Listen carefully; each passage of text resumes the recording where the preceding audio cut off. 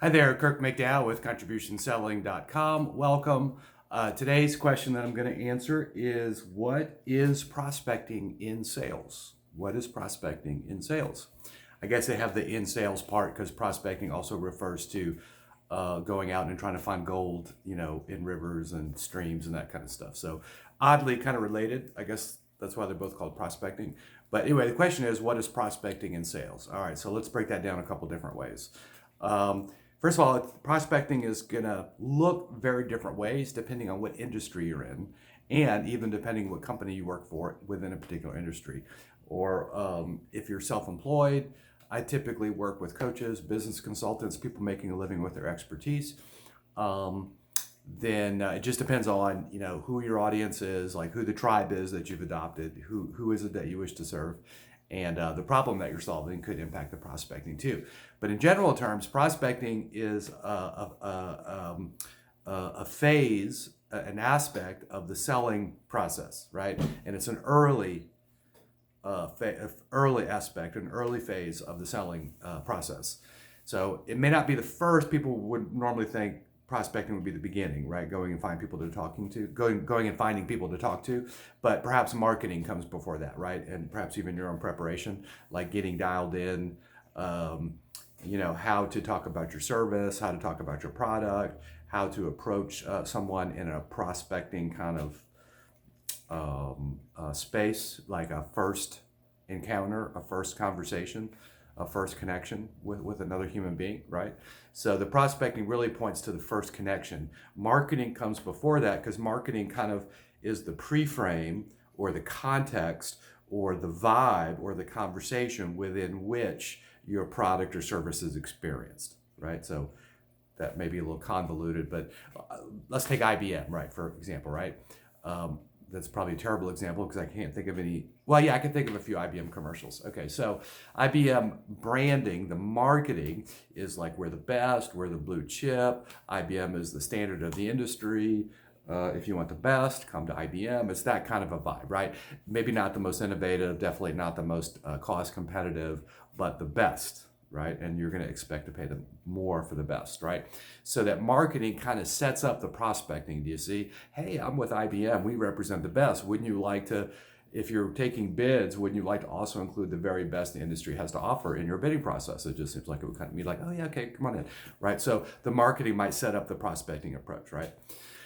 All right, so that's that part. Marketing, prospecting, then generally is presenting or follow up and presenting, right? You're trying to create an occasion, you're trying to create an opportunity to have a conversation with a human being to see if what they're suffering from, whatever pain or problem they're dealing with, or whatever they'd like to accomplish, to see if what you have is the correct support for what they need, right? Is there a match here, right? Okay, so another way to kind of look at prospecting that's kind of fun is like you're trying to set up first dates, right? So, you engage in a first date, right? And you're trying to figure out, is this person somebody you want to spend more time with, less time with? Is there like a basic sort of fundamental alignment? Are you guys on the same page about life and happiness and the things that are important to people?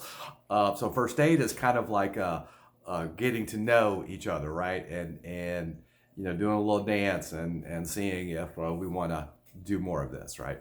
So prospecting is kind of the same in that you're asking people, hey, let's go on a first date, see how it feels. And so that's just kind of a contextual thing, right? It doesn't have to be this big, heavy, significant thing. You could consider a successful sales transaction as kind of a relationship, right? And depending on the product or service, it could be like a really intense relationship. Like the relationship, like most of my clients are coaches, right? So they have very intimate, connected relationships with their clients. And I have very intimate, connected relationships with my clients, right? Because we're talking about very deep and subtle things related to coaching and sales and, coaching and sales. By the way, coaching and sales, darn near the same thing. In sales, they just haven't paid for the service that you're providing yet, the value that you're providing. And in coaching, they've already paid for it. So in one sense, the only difference is the timeline of the payment, right? But All right, so getting back to what is prospecting and sales. All right, so I started off in the copier business in the 80s in New Orleans. I'll just let that settle in for a minute, the previous century, right? Um, and it was prospecting was going to walking into an office, right? High rises or just, strip malls or whatever it was, walking into an office and saying something to the effect of, when I first started, what I was told to do, I picked up my game a little bit, but what I was told to do is walk in. I was young and oh my gosh. Anyway, walk in and say, hey, I'm demonstrating a copier just down the hall tomorrow or Wednesday or whatever. And hey, I wonder if I could just like pop in and just quickly, show you what's new and what we have to offer and what's going on in the copier industry, or how, whatever. And I would go literally call on about 100 companies. I remember my first day of sales, they told me to go call on as many people as possible, go do as many cold calls as possible, and I did over 100. And they didn't believe me. They thought I was lying. It was very interesting. I wasn't really prepared for that. But anyway, I did like my first day. I did like over 100 cold calls. I got 13 demos. We used to call them demonstrations. They also didn't believe me, but sure as heck. Now, that turns out to be a terrible strategy, right, for all kind of reasons. But take everything else away in the prospecting, right? So the prospecting was, in this case, literally driving somewhere, getting out of my car, spending the majority of the day walking around in buildings, talking to people, trying to uncover opportunities, right? So fast forward a little bit, I got introduced to the phone. Now I was a heavy stutterer as a child and at the beginning of my sales career. So talking on the phone was very scary and intimidating for me, right? So I finally kind of broke through that, and it was actually in sales where I really broke through my stuttering. But so I finally got through that. And then prospecting was very much on the phone, right? And I was smart enough when I was out in the streets collecting critical information, what kind of copier, who's the decision maker, when they purchased it was enough. And then I kind of knew when to check back with them just based on the copier industry. About 30 months, copiers generally get exchanged about every 36 months. So at about 30 months, you want to start pinging them and saying, hey, how's that copy working? Oh, it's giving us some trouble. Really? Hey, I'm going to be down the street next week. Watch it. Let me come by and show you something. Anyway, so then the phone, right? And then you could do higher volume on the phone. I would routinely, knock out 100 cold calls in a day. That was not a big day for me. And pick up 2 or 3 demonstrations and whatever, right? So again, that's hard slogging, right? Now, prospecting is more social media, right? I think people would kind of be surprised if you walked into their office, but I'm not really sure. I haven't done that in a long time. But anyway, I think downtowns and stuff are a little skittish and on high alert about security and stuff, right? So maybe out in the suburbs and other places, you could still cold call in person. But anyway, prospecting anymore is now leaning towards social media. So actually what I'm doing right now is a form of prospecting. So I've researched what questions are being asked on YouTube. For instance, this question right here, what is prospecting in sales? About 320 of you ask that question on YouTube every month, right? So I'm doing a video to answer that question, right? So my attempt is to connect with people who might be interested in sales training. I'm a sales trainer, by the way. Connect with people, specifically heart-centered entrepreneurs, consultants, coaches, that kind of thing, people who want to make a difference in the world.